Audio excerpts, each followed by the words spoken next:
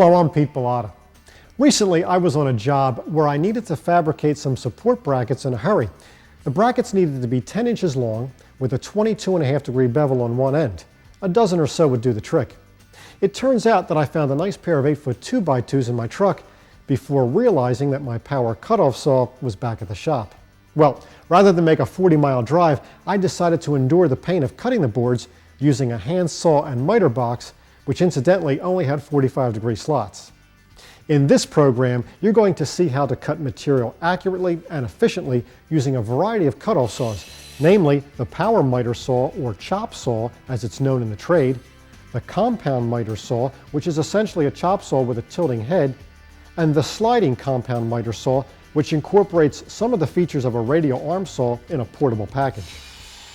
Given the speed, versatility, and precision of today's cutoff saws, using these tools to cut material is the equivalent of starting a fire with 2 sticks. So, while I let go of the past, take a look at the first section on design and operation.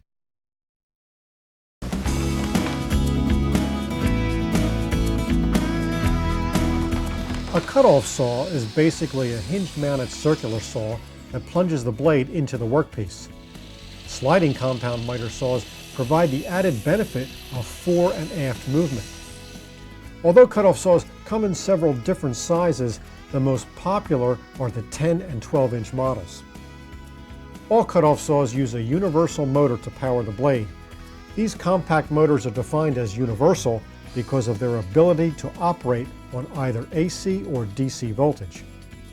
The chief benefit of a universal motor is that it saves space and reduces bulk, which is the key to a cutoff saw's portability. While most cutoff saws use direct drive, meaning that the blade is attached to the motor shaft, some cutoff saws, like this 12-inch model, are equipped with a belt drive system. On a basic power miter saw or chop saw, material can be cross-cut at any angle up to 45 degrees or greater by rotating the turntable to the desired setting on the scale. Chop saws are relatively inexpensive and can handle most framing and trim work.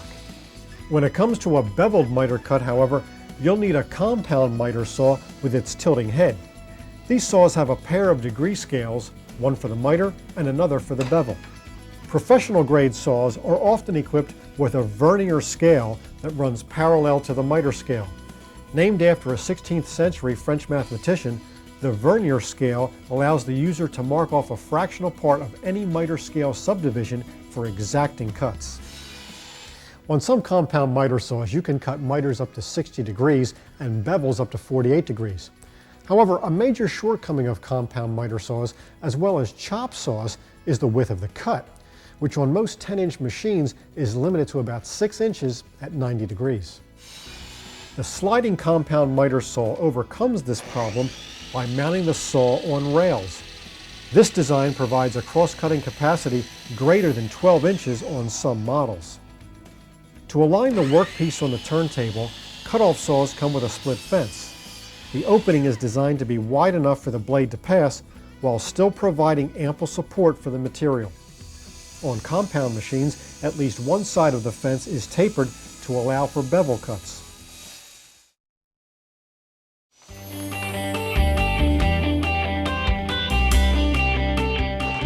All cutoff saws are equipped with an on-off trigger switch mounted inside a D-shaped handle.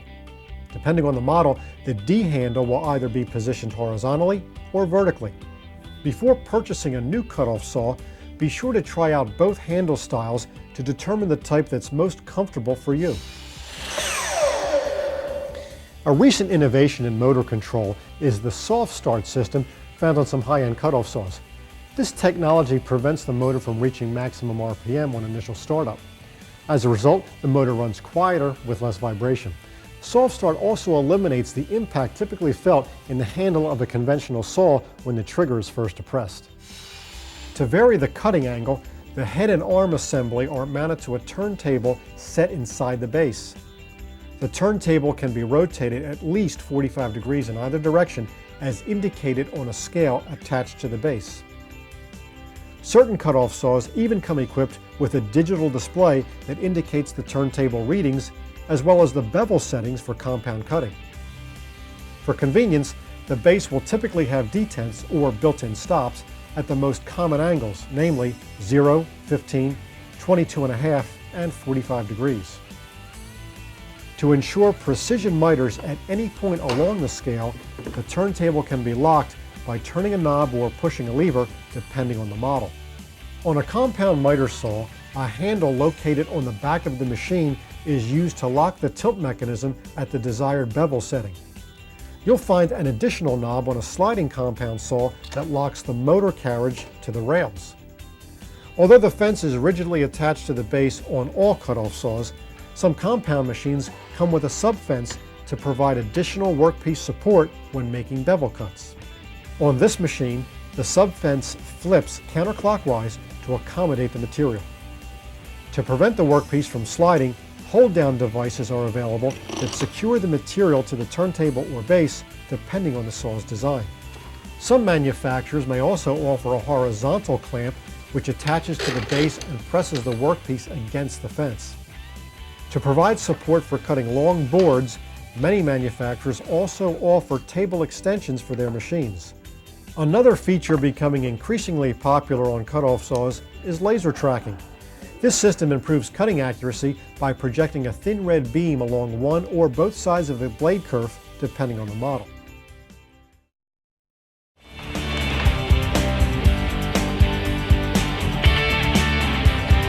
The most important safety feature of any cutoff saw is the blade guard. This spring-loaded guard is designed to completely cover the blade when the handle is up. As the handle is lowered, the guard rotates upward to expose the blade. Many saws also come with a safety lock that must be depressed before the trigger will operate.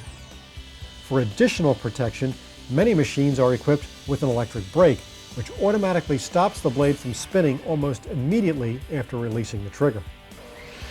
Although dust collection is certainly a convenience, its primary purpose is safety. That's because it improves visibility by reducing the volume of flying sawdust. It also keeps the air a little cleaner, helping the operator to breathe easier. On most cutoff saws, the dust collection port is part of the blade enclosure. For more efficient dust removal, connect the saw to a shop vac or central collection system.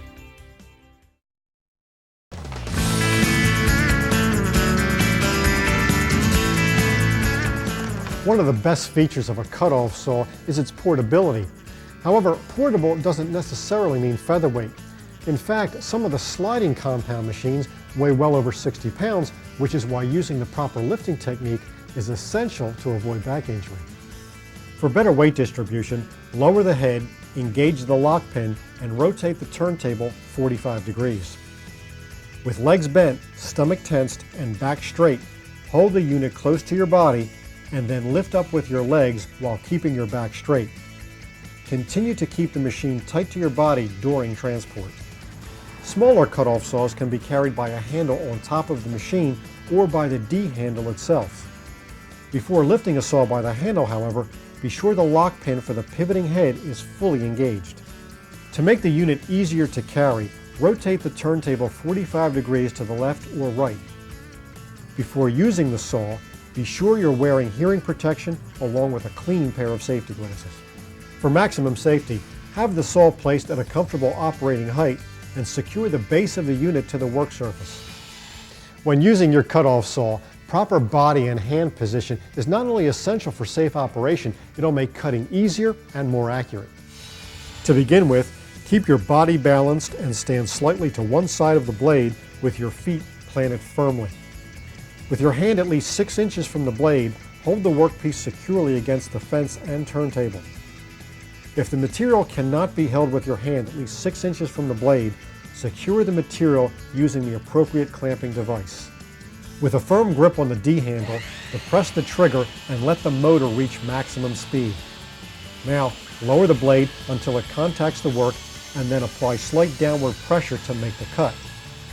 When the cut is complete, release the trigger and wait for the blade to come to a complete stop before raising the saw. To make a slide cut, release the lock on the guide rails and then pull the saw all the way forward. Next, depress the trigger and allow the motor to come up to speed. Now, lower the blade until it contacts the workpiece and then apply slight downward pressure to start the cut.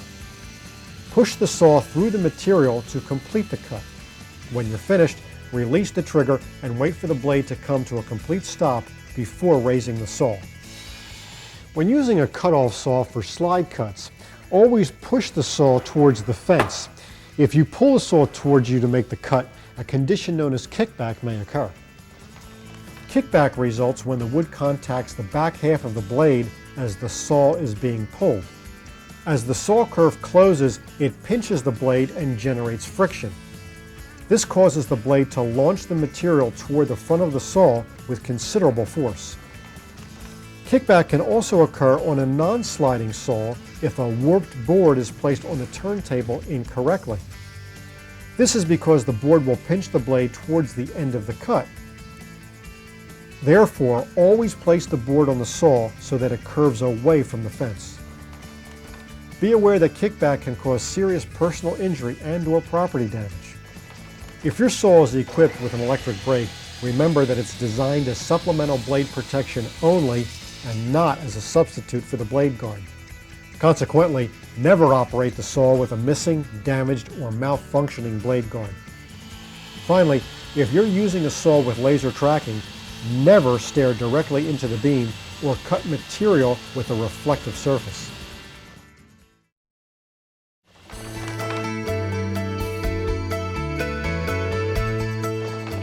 A cut-off saw is a precision machine that requires periodic maintenance to ensure it delivers consistently accurate cuts. Just be sure to unplug the saw before working on it. To begin with, be sure to empty the dust bag regularly. These bags are relatively small and may blow off the rear of the machine if overfilled.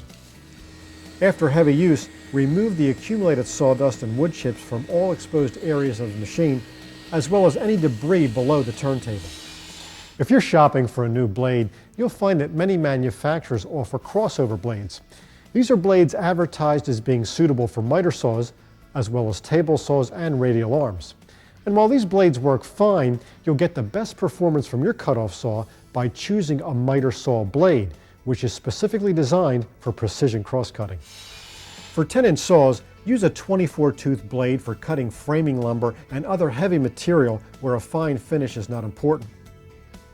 For a smooth finish with virtually no splinters, install a blade with 60 teeth. Move up to an 80-tooth blade for an ultra-fine finish. If you're working with a 12-inch machine, blades with 72 or more teeth should be used for finish work. Now let's cover the basic steps involved in changing a blade. Although the process will vary from one model to the next, the basic steps are the same. To begin, lock the saw in the raised position by engaging the lock pin at the bottom of the pivot arm. Next, loosen the bolt on the center cover using the supplied wrench, and then rotate the blade guard and center cover upward to expose the blade retaining bolt. Now, depress the spindle lock button on the motor housing. This is a common feature on most saws. Using your other hand, slowly turn the blade until it stops. At this point, you'll feel the spindle lock fully engage. To continue, loosen the blade retaining bolt by turning it clockwise. Keep in mind that the retaining bolt has left-hand threads. Once the bolt is removed, slide the washer and blade off of the spindle. Before replacing the blade, remove the inner washer and clean off any accumulated sawdust on the washer, spindle, and motor faceplate. After cleaning, place the new blade on the spindle with the teeth pointing down, and then install the outer washer and thread the retaining bolt in by hand. Next, engage the spindle lock and secure the bolt using the wrench. Finally, lower the blade guard and install the center cover retaining bolt. To check the table to fence alignment, loosen the turntable knob and rotate the table to the 0-degree position. Next, place the edge of a speed square into the kerf plate and slide the square against the fence. There should be no gap between the square and the fence. However, if a gap exists, loosen the retaining bolts and reposition the fence as needed. To check the accuracy of the miter scale, lower the arm and engage the lock pin. Now, place a speed square against the fence and blade.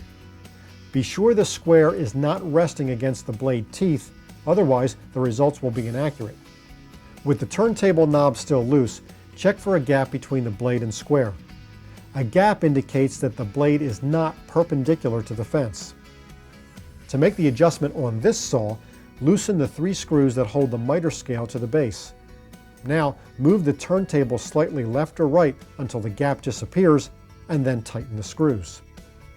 With the blade and fence properly aligned, check that the miter scale pointer is centered on the 0 degree mark. If the pointer needs adjusting, loosen the retaining screw and then move the pointer into the correct position. Tighten the screw to secure the adjustment. To check the blade to table alignment, lock the saw at 0 degrees on the bevel scale. Next, stand the speed square up on the table, and while holding the blade guard up, lower the saw to a height that allows the square to slide underneath. Now, place the square against the blade, making sure it is not contacting any teeth. With the square firmly in position, check for a gap between the blade and square. A gap indicates that the blade is not perpendicular to the turntable. To make the adjustment, loosen the bevel knob and tilt the saw full left. Now, loosen the lock nut on the right side adjustment bolt and turn it in the appropriate direction. Once the adjustment is correct, make sure the pointer on the bevel scale indicates 0 degrees. To check the accuracy of the 45-degree bevel, tilt the saw full left and slide the speed square under the blade. If a gap exists, loosen the lock nut on the left side adjustment bolt and turn it in the appropriate direction. As I mentioned earlier, some cut-off saws use a belt drive. In the event the motor seems noisy or the saw lacks power, it may be time for a new belt. To replace the belt on this model, remove the 4 screws securing the cover. Install the replacement belt by placing it partially on the smaller pulley and then wrapping it around the opposite pulley. Now, turn the smaller pulley to fully engage the belt. Finally, adjust the tensioner screw until there is no more than 1/4 inch of belt deflection when checked at mid-span. The universal motors found in cut-off saws transmit current to the armature using a pair of spring-loaded carbon brushes. Like a drive belt, the brushes are wear items that must be replaced periodically. A new brush is typically 3/4 of an inch long. Once it wears down to 1/4 of an inch, the brush should be replaced. On most saws, this can be accomplished by unscrewing a brush holder cap on the motor housing using a flat blade screwdriver. Once the old brush has been removed, slip in the new brush and replace the cap. Repeat the process for the opposite brush. After installing new brushes, run the saw at no load for at least 5 minutes to seat the brushes to the armature. Be aware that neglecting to seat the brushes may cause the electric brake to work erratically. Now, let's review the key points of the program. A cut-off saw is basically a hinge-mounted circular saw that plunges the blade into the workpiece. Sliding compound miter saws provide the added benefit of fore and aft movement. Although cut-off saws come in several different sizes, the most popular are the 10 and 12-inch models. The most important safety feature of any cut-off saw is the blade guard. This spring-loaded guard is designed to completely cover the blade when the handle is up. As the handle is lowered, the guard rotates upward to expose the blade. Many saws also come with a safety lock that must be depressed before the trigger will operate. For additional protection, many machines are equipped with an electric brake, which automatically stops the blade from spinning almost immediately after releasing the trigger. Before using the saw, be sure you're wearing hearing protection along with a clean pair of safety glasses.